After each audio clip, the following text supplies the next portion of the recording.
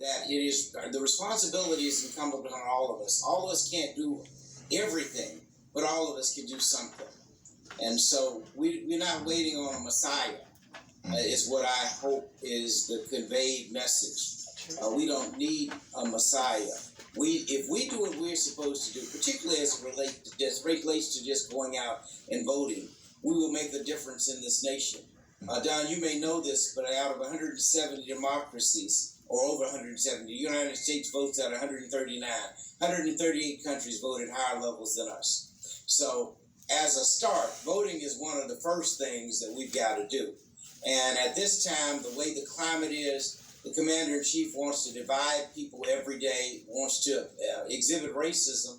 We have no choice. And that's really all of us.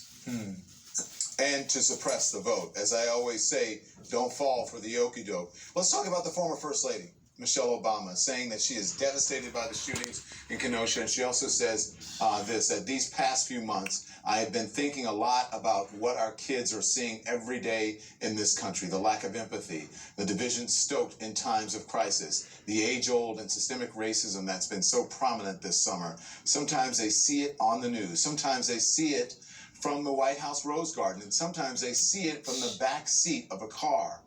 Like so many of you, I'm exhausted and frustrated right now. It's a weight that I know Black and brown people all across the country are shouldering once again, and we're so often left wondering how things will get better. What do you say to people who are exhausted and frustrated with what's happening in this country? I think the first thing is, I don't know that we really have a luxury of being exhausted.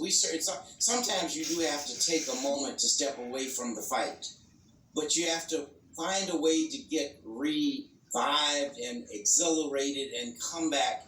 But we just have to take a break. I think meditation, I think prayer, there are a lot of things we have to do. Most importantly, I would like to see young people, since at 21 you can go and be a commander in the ROTC.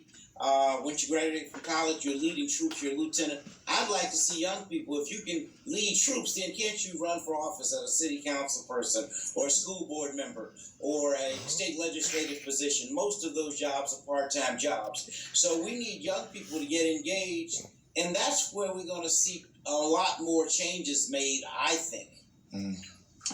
Martin, thank you. Listen, our time is short, but I think you'll understand why when I report this next news.